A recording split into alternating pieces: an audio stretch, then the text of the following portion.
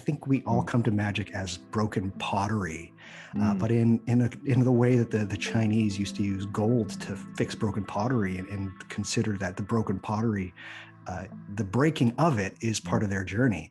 For me, magic has been that gold binding that puts the pottery back together.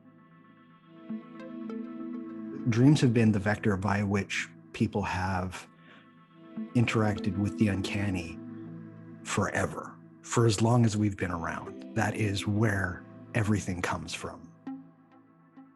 He was all over the place, and that really, really comes through. He had ridiculous amounts of addiction through his life, and some of the things that he said are like very pertinent. Specifically, like Diary of a Drug Fiend is actually an incredible book about addiction. Like it's really one of those books like, wow, it has come from a place of knowing.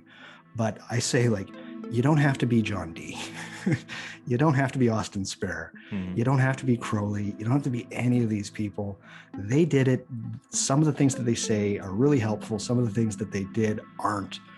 Learn from that and move on, because it's the crucible through which a lot of the ways that their magic came to them, but it doesn't mean that you have to do the same. And finding your way is a really important part. So my opinions, you can take them for what they're worth. I want at base, I want people doing magic, because I truly think that it is something that has been missed over the last 60 years, is this engagement with the anomalous and the strange. Welcome to the Spirit Box podcast, where we explore mysticism, esoterica, and the world of the spirits, and everything in between. For episode 60, we are joined by the charming Douglas Batchelor, a magician and host of the wonderful What Magic Is This podcast. He joins us today to talk about his journey into magic.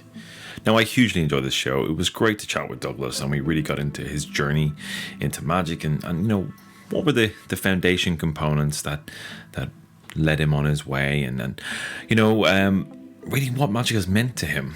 You know, we dug into how the show itself came about and what the driving goal behind the show is, and the contribution that Douglas's ancestors made to the direction of the podcast. And more importantly, I think the real crux of the show, we talk about healing and self-development as aspects of magic, or indeed as effects of magic. In the Plus show, we talk more about Douglas's personal relationship with Anubis and Saint Cyprian, and we get into hearing spirit voices and really the areas around mental health as well, around voices. And it's important stuff, and I think anybody out there who is experiencing things like that, it's good. It's a good conversation.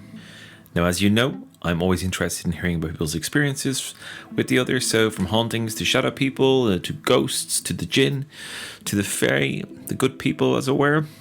If you've got a story to tell, then reach out to me. You know where to get me on the various different social media platforms. But also there is a voicemail feature in the show notes, so do have a look down there. Right, now before we kick off the show in earnest, I'm really pleased to announce that myself and David Tidman, my creative partner in the Sigil Engine, will be creating a Kickstarter for the Sigil Engine native app in the coming weeks. So we're about, I guess, 40% through the elements to start the campaign, and we will be having an announcement relatively soon about the end product, as it were. So, you know, one thing I can tell you, what we've got planned, it will be a far more powerful tool than the web app. Really push it to a level way beyond what's capable within the current website. So we're talking about kind of method selections, different kind of sigil models of creation, customizable color palettes, library creation, sigil saving, sigil grouping, self-destruct tools, modding, so kind of various different features to tweak the images, as it were. Don't want to give away too much, but it is going to be pretty awesome. It's going to be a deadly app, so yeah, keep an eye out for that. Obviously that will be announced first on the Patreon, and we'll go from there. Righto, let's get into the show.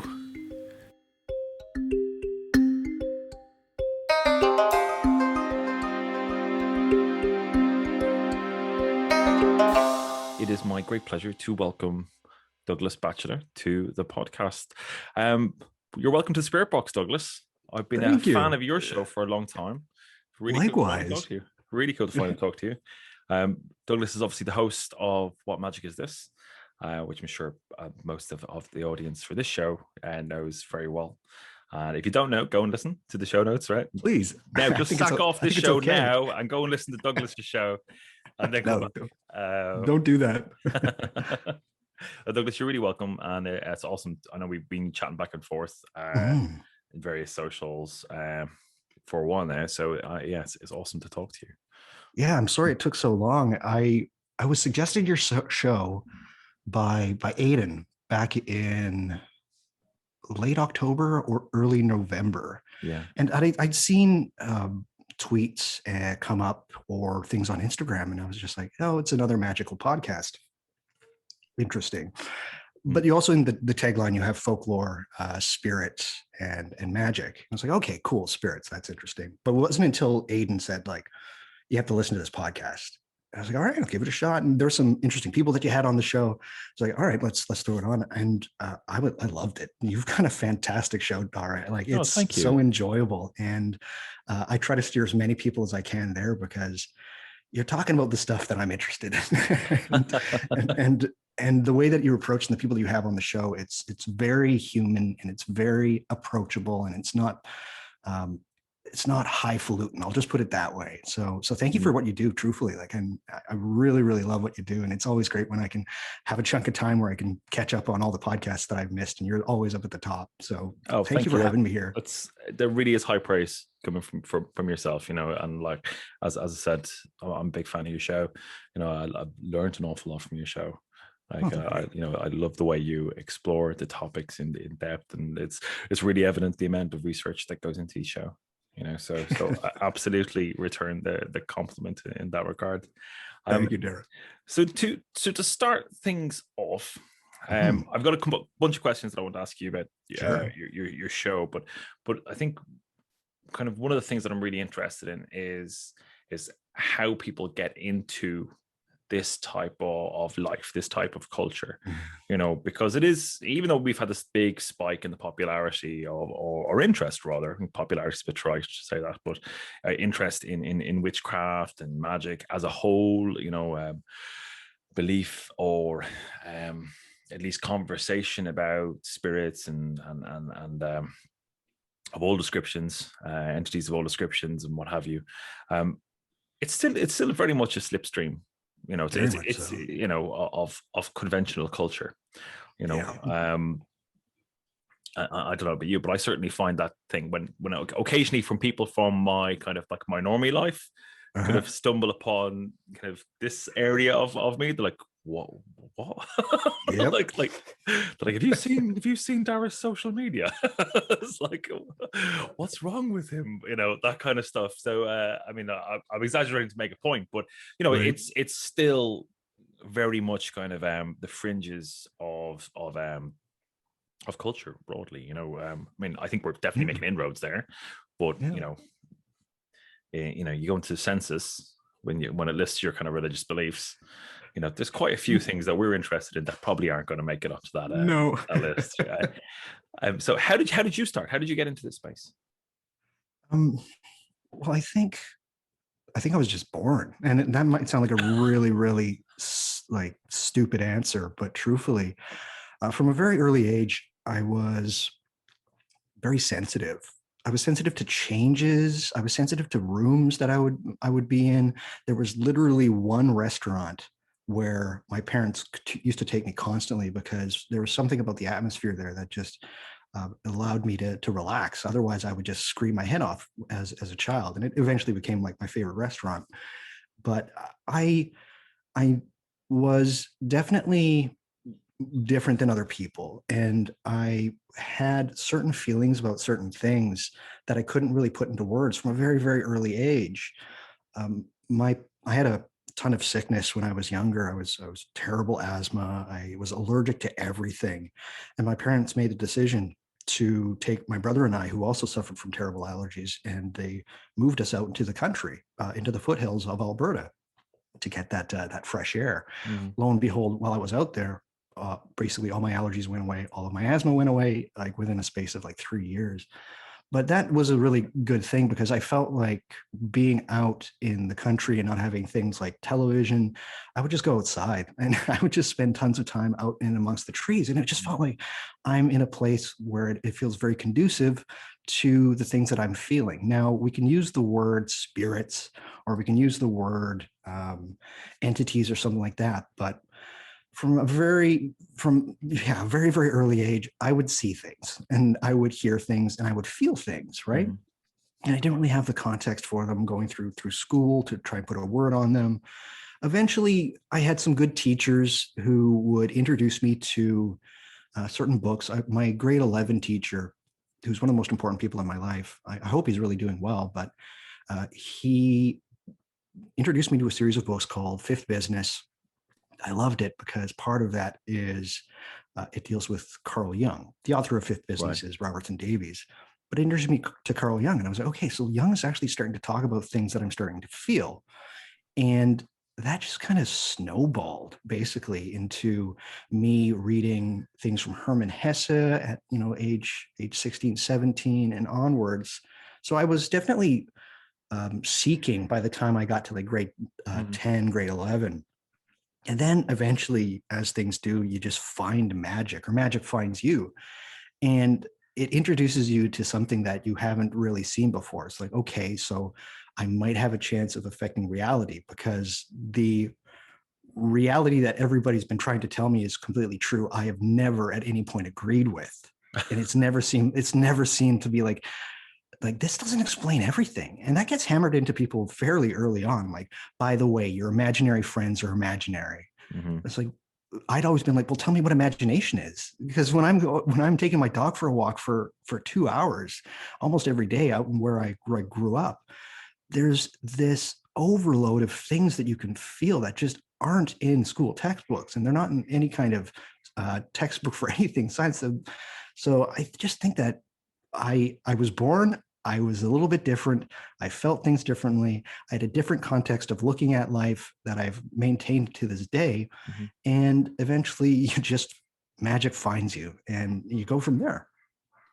That makes a lot of sense, and there's a couple of bits that you mentioned there that I think are quite common for people in this kind of cultural space or who have taken this type of life journey. And one of them Mhm. is that you mentioned kind of early asthma and Yeah. allergies. And Yeah.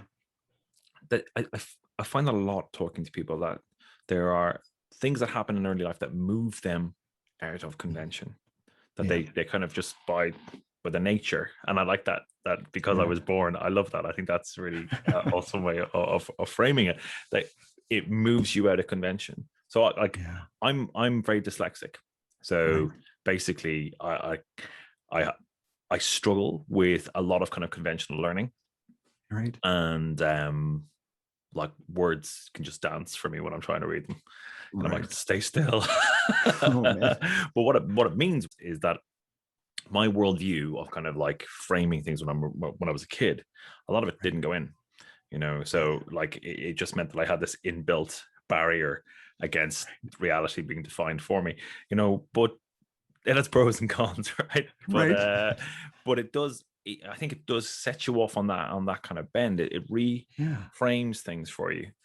Absolutely. I think most people that come to magic, I'm not going to say that they're well adjusted. I think we all Mm, come to magic as broken pottery, mm, but in the way that the Chinese used to use gold to fix broken pottery and consider that the broken pottery, the breaking of it is part mm. of their journey. For me, magic has been that gold binding that puts the pottery back together to make it That's something new. beautiful. Yeah. Yeah. Oh, that's a really beautiful way of looking at it. Mhm. Yeah. And it is I think for me it definitely hasn't sounds like it has been for you as well. It is that kind of journey of remaking yourself, Mhm. yeah, as well. So anyway, I've gone off on a tangent, and what I It's wanted all to get good. back to your story is so you're 15, you're 16, you're discovering Jung and these different authors that are giving you a lot of interesting food for thought. Yeah. Um, when did you first kind of properly dip your toe in? And So this is a story that I thought was somewhat unique to me, and I have eventually, since starting my podcast, realized that it is not in any way. But I was discovering a DVD by the Disinformation Company. They put out a DVD that was about a TV show that aired on Channel 4 in England for only 4 episodes before it was pulled. But they put out a DVD, and there's 2 DVDs. The first DVD is the show. The second DVD was something called DisinfoCon. And DisinfoCon was a series of lectures by interesting authors and artists. And it happened in New York, I believe, in the year 2000. But at one time, I was working at a video store, and I took this DVD home, and I decided to throw on the second disc and watch it. And the first interview is Douglas Rushkoff, awesome. The second, I guess not interview, lecture. The second lecture is by Grant Morrison. And Grant Morrison starts off his talk by screaming into the microphone and then telling everybody that he had just taken acid. So everybody please watch for it. But he starts talking about sigil magic, which was something that I had never even thought about. And it was so insane to me that is this a thing? Like, is this guy just taking the piss, as it were? Like, is he just yanking us about? And so I would, over a period of about 5 to 6 days, I would just rewatch that Disinfo DVD on DisinfoCon every night. I would watch either his Grant Morrison's lecture or Robert Anton Wilson's lecture, and I would have insane dreams.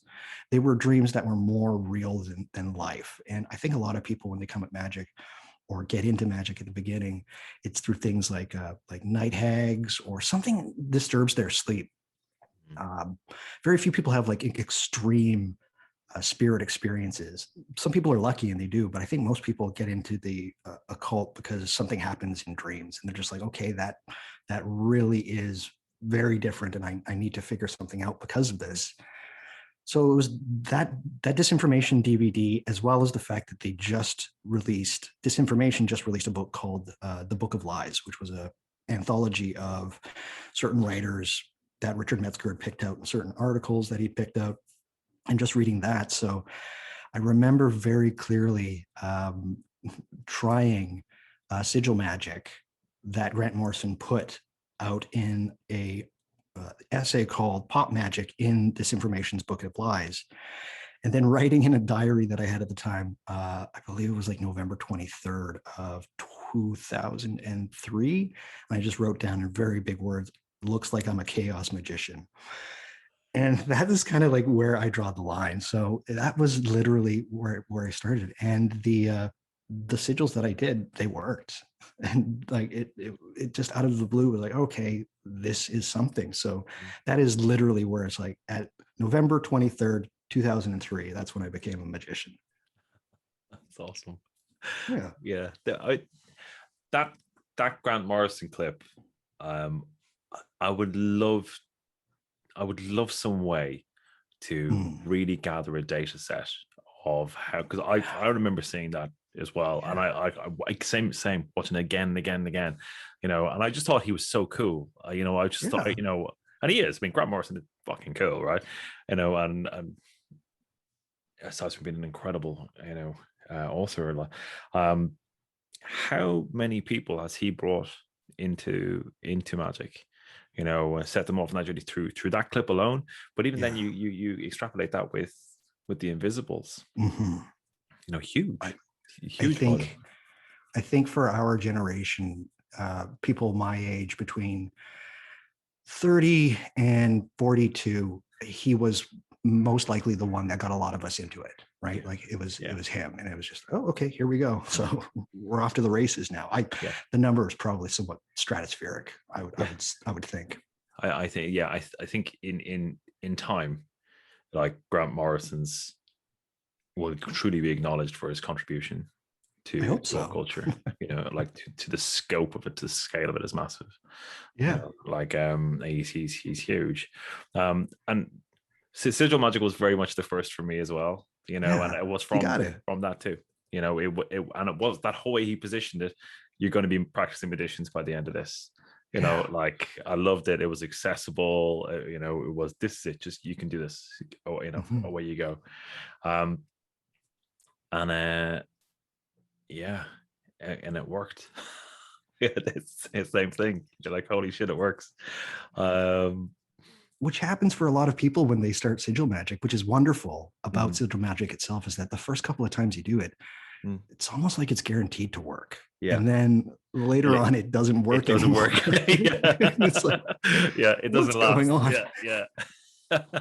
But yeah, it's the wonderful hook, right? It gets you, but getting reeled in, that's a little bit harder. But you have to find different ways of approaching magic.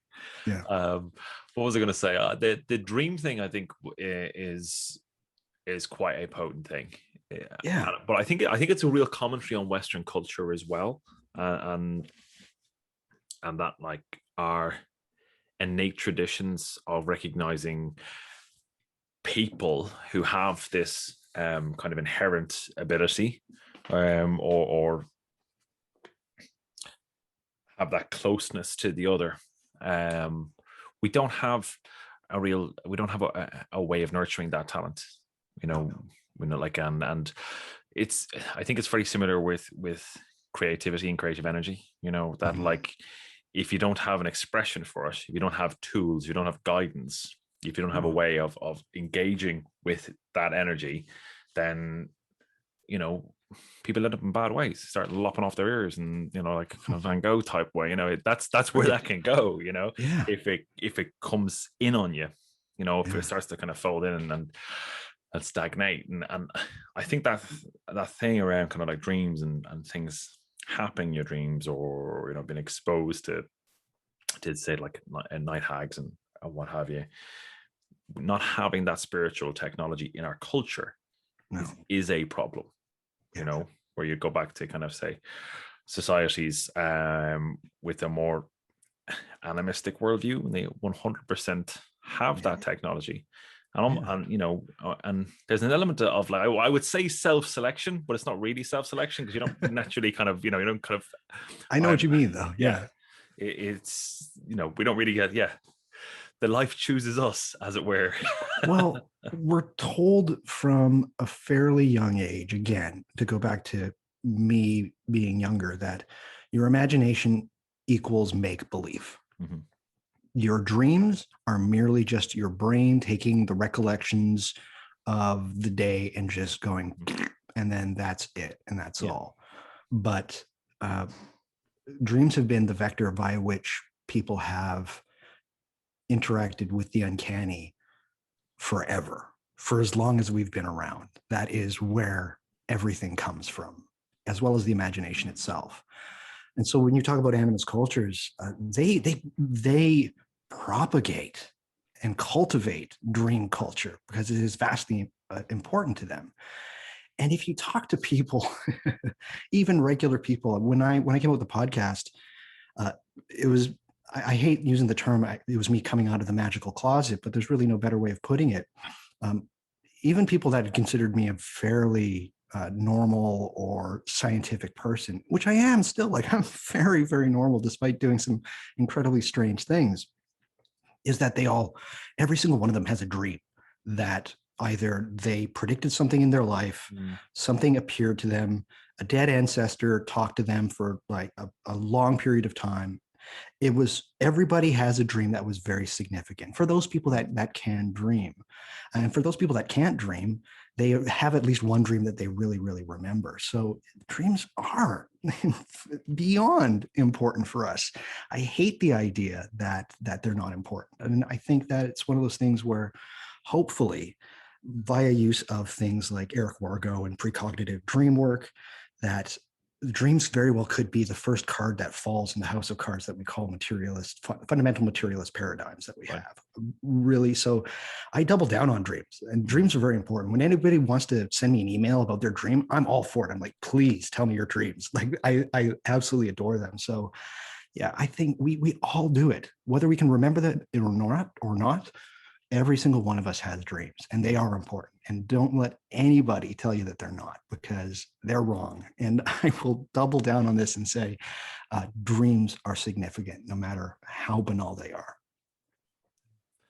Yeah, I think that's bang on, and as you Yeah. say, it's the entry point for so many people. Yeah. So we got to chaos magic. Yeah. You got your sigils. Yeah. You've got to that point where you can, okay, I need to get a bit deeper in, Yeah. past kind of the sigil magic and into more committed magic. Right. So what were the next steps then, and where does the podcast come into it? What's the impetus behind that? Well, the next steps after, so I had about 2.5 to 3 years of just doing anything sigil magic, or sorry, chaos magic. So I was mainlining Phil Hines' condensed chaos. Like that to me was about as close as I've ever come to a Bible. And still, like I literally yesterday picked it up and was going through it again, just to try and find some other things. But yeah, there was 2.5, 3 years of doing the chaos magic that Phil had set out. And then through a bit of an obsession with the other comic magician, Alan Moore, Mm-hmm. and specifically through his book, Prometheus, Beautiful I book. kind of, it's great. It really is. Like for the art alone, it's just Mm. stunning. But he was talking about a very austere form of magic, which was Golden Dawn style magic with flecks of Crowley and Austin Osman Spare throughout. So I was like, okay, I have to check this stuff out. And so I went there and started doing Golden Dawn based magic, and then eventually found Thelema and Aleister Crowley. And I talk about it now as though it was kind of like a low point, at least magically, because I got so wound up in the idea of what Crowley did and the Golden Dawn did, which was kind of like take magic and take mysticism and smush them together. So I was really into the idea of getting rid of the ego and self-awareness and self-actualization and enlightenment. But I found that a lot of the spell work and a lot of the ritual work, it felt very forced for me. And I was also like a terrible. I'm just going to use the word alcoholic. I was really drinking a lot of this period of time, but I was still finding time for magic. But I didn't find that what I was doing was very effective. It was a struggle to get through, and eventually I moved from where I was living in Edmonton to Toronto, and somehow the Greek magical papyri. I don't know if it was like reading on a Reddit forum or something like that. They brought up this book. It's like, oh, it's a book of spells from Egypt. I'm like, okay, I love Egypt, always have. Let's look it up. And it's a strange document, like very bizarre. But I started doing the stuff in there, and then that was kind of where it went. Okay, this is where you have to go, like somewhat historically based magic. And I'm not saying that the Golden Dawn and Crowley are not historical. Mm. They are in some respects, but they're also highly mythological at the same time. So they kind of blend. But I found with the Greek magical papyrus, like I'm looking at what looks to be like one sorcerer's notebook, even though it's not. It's a collection of papyri. And so I started doing that. And then from there, it just spiraled. And I found I was like, okay, this is what I was trying to find at the very beginning with chaos magic. And then from there, I get into grimoires and spirit-based magic. And from there, it just kept accumulating. And it's like I finally found the things that really, really interest me. Like this was the magic that I set out to do, and not in the because I don't really think grimoires, a lot of people approach them with this ceremonial magic context. To me, they read more like witchcraft. Like it's more low magic to me, and I'm more. I don't like the terms high or low magic, but it seemed more earth based, Yeah. dirt based, Mm-hmm. and so that's like okay. This is really what I want to do. As far as the podcast, I felt like because of the fact that I was drinking so much for about it was more than a 15-year period of my life. I felt like I missed a lot of things that I should have been done, a lot of energy uh, that the things that give me joy that I wasn't putting energy into. And the thing that I realized when I had started doing more ancestral based magic, and I would just talk to them. At one point, I just asked them, like, I need some kind of guidance. I need something, like, give me something. And it came like a bolt out of the blue. And it's just like a chorus of my ancestors said, you have to share, Doug. You have to share. That's what you're meant to do, is share. And pretty much the best way of sharing right now, besides something like YouTube, is to start a podcast. So in June of 2019, I just started a podcast. I was like, I just want to share the things that really interest me. That's all I've wanted to do. I have influences from guys like James Burke and to a lesser extent, Carl Sagan, but I just love the way that they approach explaining certain aspects of things that they're interested in. That's somewhat palatable for people. And so I was like, Magick podcasts don't have this. I want to do this. And so I started. My first couple of episodes are really shaky. Like, it's like, I don't really know what I'm doing. But eventually I just found my way. It's like, okay, I think I'm doing something that is in a way somewhat helpful. But yeah, I had since 2003, I just had this vast amount of knowledge that wasn't really going anywhere, and I wasn't really doing anything with it. But I found that I was able to explain it to people in a somewhat simple way. And so that's just how things came to the podcast.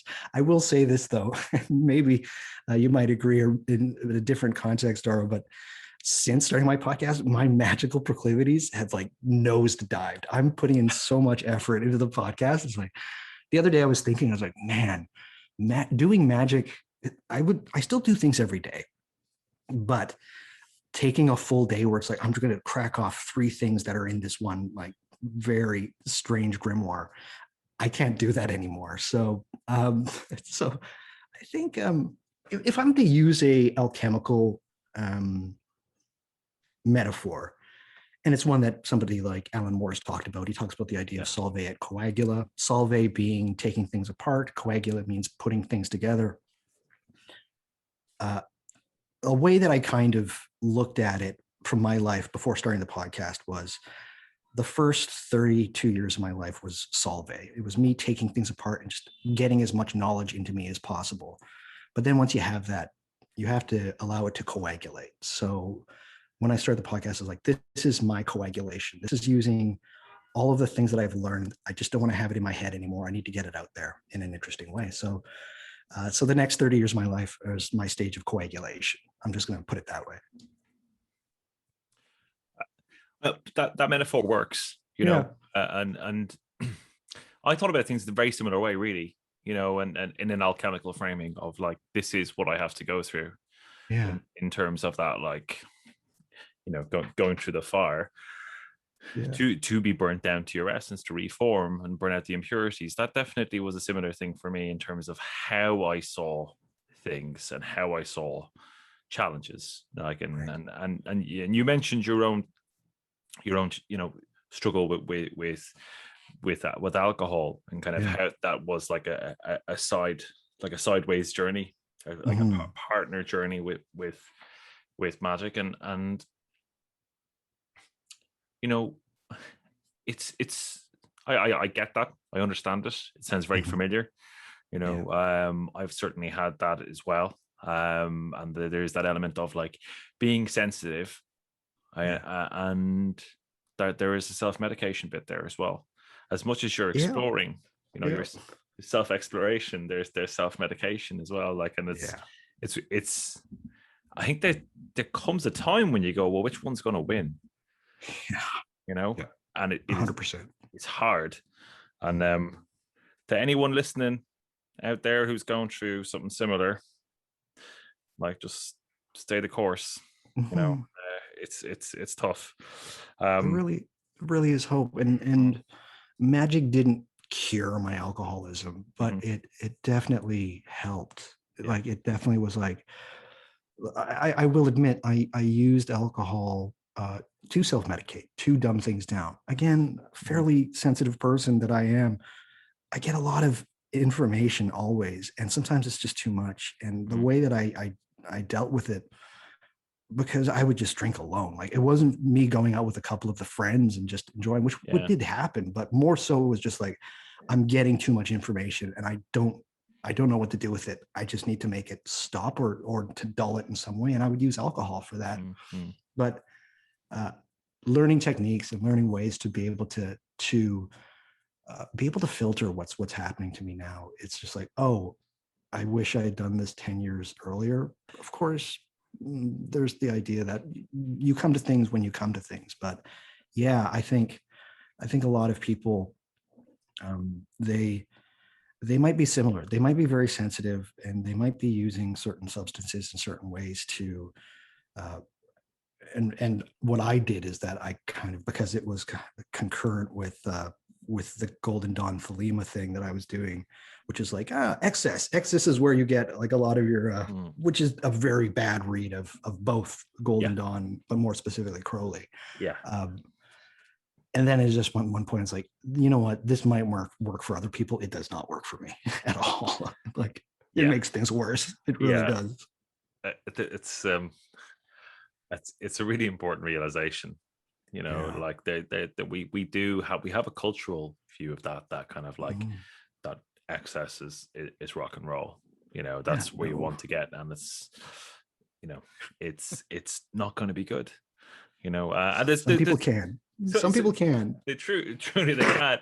Or obviously we've no idea what their internal world is like, but it from the outside, they look like it can bounce off them. But there's a passage in the Bhagavad Gita, which is a little line, and it basically says it's something along the lines of like all hedonistic pursuits are like nectar at first, but eventually they become poison.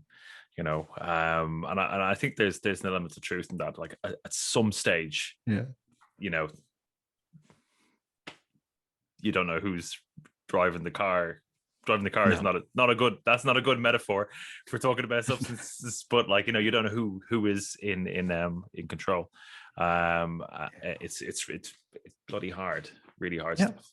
But what was I going to say is it just reminded me of that kind of motif, the kind of like idea of like who to look up to and who to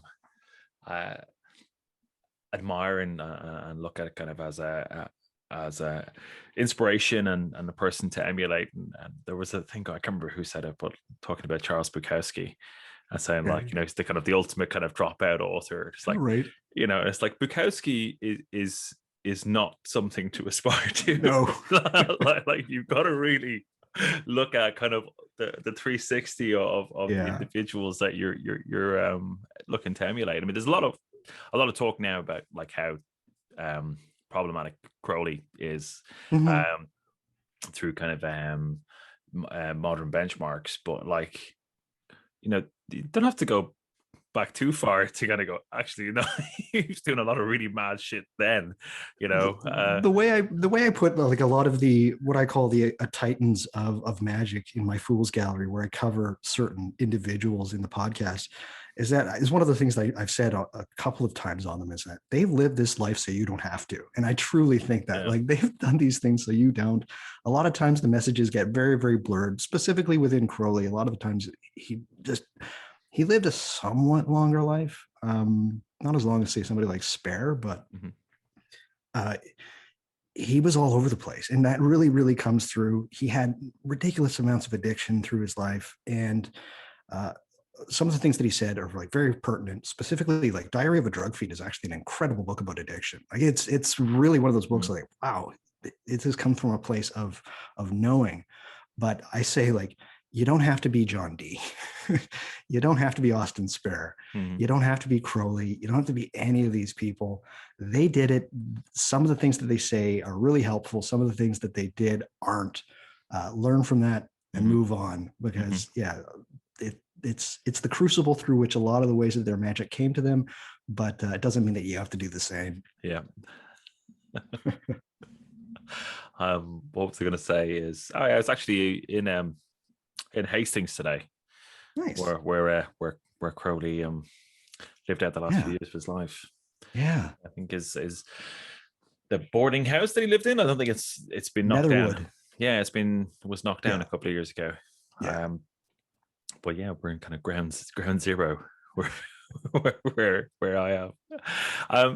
That's a really unexamined part of Crowley's life, but it might be, I wouldn't say maybe my favorite, but it's like there was a book, I forget who released it, and I was able to get it. through a university library in Alberta before moving to Toronto. And the stories of Crowley while he was there, they're really they're charming. I mean, he was a broken man by that point, but World War II was not good for him. For the time that he was in London, the bombings and whatnot, he was not a happy camper. And I think he came through the other side realizing that, like, I'm just gonna relax for a little bit. And so that's a really unexamined aspect of Crowley's life that I wish a lot of people would pay attention to, because that's what happens. A lifetime of Magick puts you in a boarding house in Hastings, talking to interesting individuals like Kenneth Grant and trying to make sense of it all. Yeah. And like, you know, it's the picture is bleak that is painted, kind of broadly speaking. I don't think it's entirely accurate, but you know, there's still a big, when you get off the train in Hastings, there's a big pub right in the corner there. I think it's called Mr. Crowley's. Oh, really? Yeah, it's there. That's, you know, so they're kind of, there's an element of Hastings definitely proud of his time there. What was I going to say? So we got the kind of that impulse to share, you know, from kind of ancestral guidance, and you got your first couple of shows out there, and as you said, your own magical practice is kind of like to shrink down. I mean, is that like a shift from being kind of less of a practitioner and kind of like more to being a teacher through your podcast? I mean, you have your Patreon, you've got a community, and do people reach out to you and ask you questions or what have you? All the time. Yeah. I mean, I'm always a little bit hesitant to use the word teacher, which is strange because my mother, there's a teaching thing in my family. My grandfather on my dad's side, he would teach cadets in the Canadian Armed Forces. So there's an impulse to teach. I've been asked, you know, do you want to teach courses? I mean, not really. Truthfully, the ancestors still to this day, they're just like, keep sharing, keep doing that. Right. No, I think my podcast was started in mid 2019. We had the pandemic. A lot of that, like it's tough going. I'm in a city that is like completely locked down and has been for over a year, like severe lockdown. Just being able to survive being alone for very long periods of times. I think right now, doubling down on the podcast is probably really, really good. That the Magick kind of takes a backseat, as it does. There's seasons for everything. I will go back to it. But what's great about the podcast is, I do get people reaching out, and I'm known for book suggestions. So I'm always happy to share book suggestions, or people through the Discord that I set up. They need a little bit of extra help. Definitely able to provide that. But I think I will go back to not being as prolific as I was before. Terrible term, prolific, as if Magick has a grading system. But no, I just think that right now is a little bit like concentrate on podcast. And you can always come back to Magick, but I still do things every day. It's not like I stopped doing stuff, right? Like it's not as, I'm gonna consecrate this thing. I'm gonna do this thing. I'm gonna draw the circle on the floor. I'm gonna do I don't have that time anymore. So yeah. But the teaching stuff, I'm not going to write a book anytime soon. I'm not going to start any kind of courses. I'm just happy with things as they are right now. So it's still enjoyable. Well, that's cool. I think it's a good way of looking at it as well. You know, I mean, like, you know, people do get a huge amount from your work. Thank you. I hope so. Yeah. And in terms of what people reach out to you for, is it like instruction or assistance to, or, you know, what do they ask you? It's a whole gamut of things. A lot of times the most, so I'm going to break it down. The most emails that I get are book suggestions, but I'm going to combine that with people that do this. And I'm not saying don't do it, but just maybe if people are listening to this podcast, try not to. But it's university students asking me to give them book suggestions to write their dissertation. That's part of your journey, whoever's doing that. So I've got show notes through all of my shows. Please look through them. If I haven't covered the topic you want to cover, maybe I'll get to it soon. But first one is book suggestions. Second one is just people looking for guidance. Those get very weird. A lot of the time, sometimes they get a little bit like, I don't have answers for you. I'm sorry. Like, I know a lot of you come at Magick thinking that it's the route to enlightenment and salvation in some way. I'm a somewhat normal dude that just likes doing weird things, and and I think that is kind of my way of getting to a sense of enlightenment, is that doing weird shit allows me to open that up. I don't sit down and think that this is by engaging in magic that I'm going to become the wise one. I don't know if magic brings true wisdom through the books that I go through, but I have a ton of people just like asking for certain help with certain life experiences, and a lot of my times, my answers aren't the greatest because I'm still a journeyer. I'm still wandering. I've been doing magic for close to 18 years, and there's still stuff that I have no idea about. My purview sticks mainly to what we'd like to call, in huge air quotes, the Western magical tradition. I don't know a ton about Eastern magic, so I know a little bit, but not a lot. So those are the three. And then the final one is I get a lot just people asking me to cover a certain topic, like, "Hey, dude, I want you to cover this thing," and I'm like, "Hopefully, eventually, hopefully." So, but yeah. No, that's mainly the big things that I get emailed about. Every once in a while, somebody will tell me I have a good show, but those are less than people complaining about things in my podcast. I released a 2-part episode about the Golden Dawn, in which I called it Gift Shop Magic, and people were really upset with that, and I still get emails to this day about it. I get a lot of, I use the term hate mail, but it's mostly complaint mail. Just people complaining about something. And to begin with, I would just be like, I would send like 5-paragraph answers. And now I'm just like, cool, that's a cool thought you have. Cool. And then that's all. I'm busy. Yeah, no, that's familiar territory. All right. I think we were chatting about this before. At some stage, like, I definitely I've got like tons of crap about kind of like, where's the gin stuff? We want more gin stuff, right? You know, I'm like, get a book. It's interesting that I guess, you know, I think that it's also kind of a weird benchmark that you're doing something right, you know, because people have a reaction, you know, they right. and it's showing that it's having an impact of sorts, you know. I hope so. Yeah. I really hope so. More than anything, because one thing that I do get accused of is gatekeeping. And specifically, I released an episode about Crowley 777, and I just received a glut of emails saying you're gatekeeping Thelema and Crowley. And I'm not. I'm really not. I truthfully, in my podcast, I try to learn as much about the thing as possible and put it out there.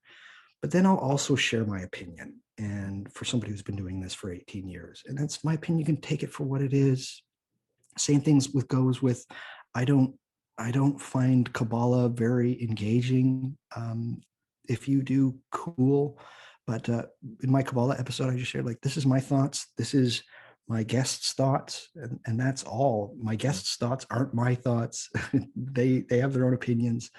So I'm never one to say, like, stop doing magic, because what's great about magic, was awesome at base about magic, is that no matter what you do, and if you do it sincerely, awesome shit will happen. Strange, crazy, amazing shit will happen. Doesn't matter what it is.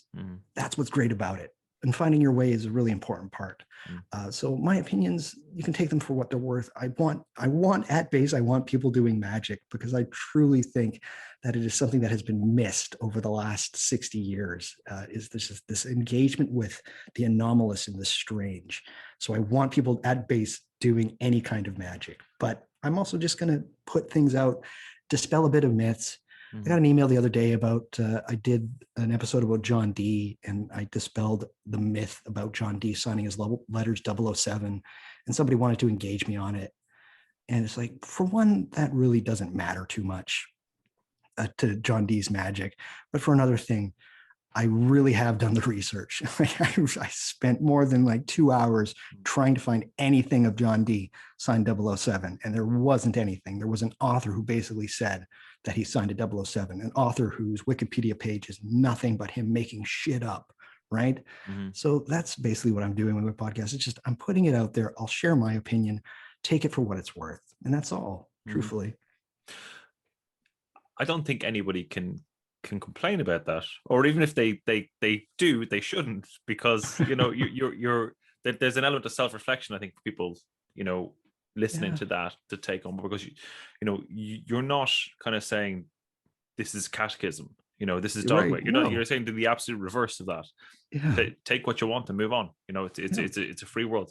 I think it's really important, but I also think it's an important reflection on this magical space as a whole, because people look for answers. That's a big part of why people wear magic as well.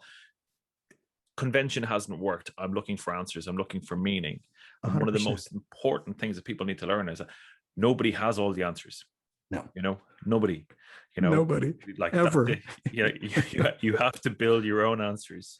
And formulate them yourself. And it's a very, very individual journey. But that's what I get a lot from.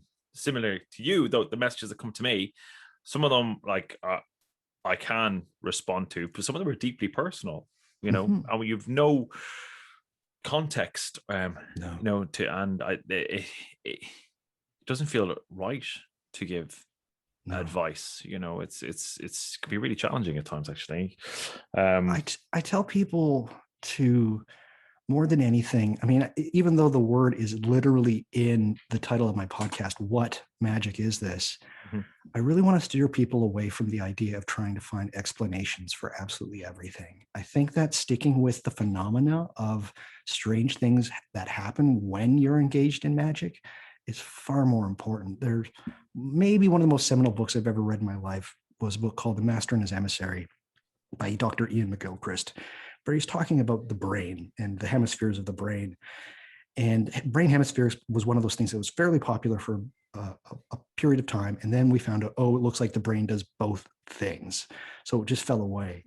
But what McGilchrist talks about in that book is like, yes, the brain does both things, but it's more about how they do those things as opposed to what those things actually are.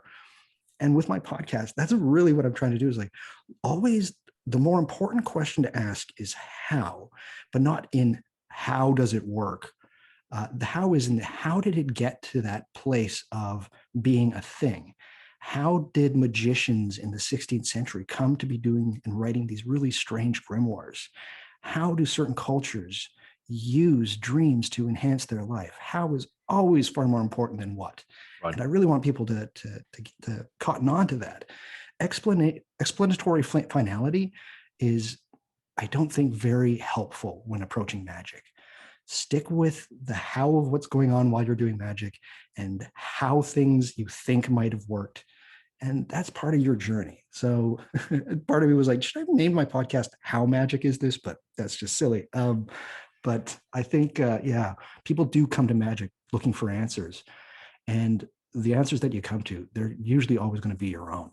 Books can help in some way, but it's not until you start to engage with it that you figure out the how of magic fitting into your life. I think it's probably a good place to tell the good people where the best places are to find more of your work, where they can reach out to you. Perhaps not pester you with questions about their dissertations. Please, like I love getting emails. Like I don't want it to sound like I'm ungrateful. Like it's the asking for me to do all of your work for research materials. Do a little bit better than that. I have links up on my show, but everything can be found at whatmagicisthis.com. Any place that has podcasts, iTunes, Spotify, just type in What Magic Is This in the search bar. I'm going to come up. If you like the show and you want to support the show, I have a Patreon. It's patreon.com/whatmagicisthis. It's only $7 a month. I put up a lot of really interesting content. I put up videos, but everything can be found at whatmagicistthis.com. My show, the podcast, is like part of it. I think it's half. My podcast is half of what I do. The other half of what I do are my show notes. I put up, for some of my episodes, I put up close to 50 ways and directions to go as far as book recommendations and articles. I spend an enormous amount of time on them. Like each and every one of my episodes, I probably put in 40 to 50 hours of work, and that hasn't changed from the very beginning. So check out the show notes. But yeah, it's all at whatmagicistthis.com. I can also kind of personally vouch for that, being a patron of What Magic Is This. It's awesome. It's great. Thank you. I really, really enjoy your work, and it's been an absolute pleasure to talk to you. Dara, it's been fantastic. It's really great to finally connect like this. Absolutely. I'm going to wax your Corvette for a bit more. Your podcast is just delightful. I wish, just like most things, I wish I started my podcast earlier, and I wish I had Spirit Box earlier as well. Like that would have been a wonderful thing to have when I'm like 24, 25, before thinking that sitting and meditating for 30 minutes was the point of magic. Awesome. Well, we will definitely pick this conversation up again. 100%. Thank you very much. It's been great to have you. Wonderful being here.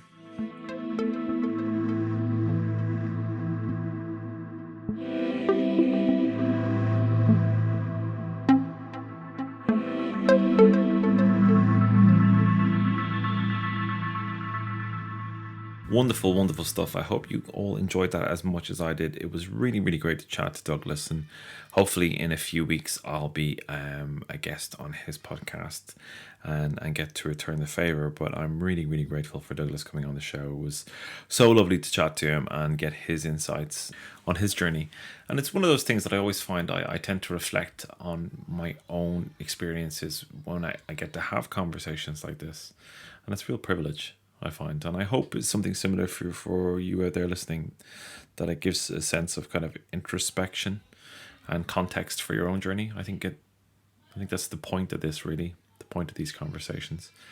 Anyway, on to more formal matters. Do check the show notes for links to Douglas's presence online. I'm one of Douglas's patrons and support the show, and it's really worth it. He's got some great stuff on there, really, really good content, so do check that out and do yourself a favor, sign up. Right, I'm going to leave it there. I hope you all are well and the various restrictions are loosening or paying off wherever you are in the world. That's it for me. Take care. Bye.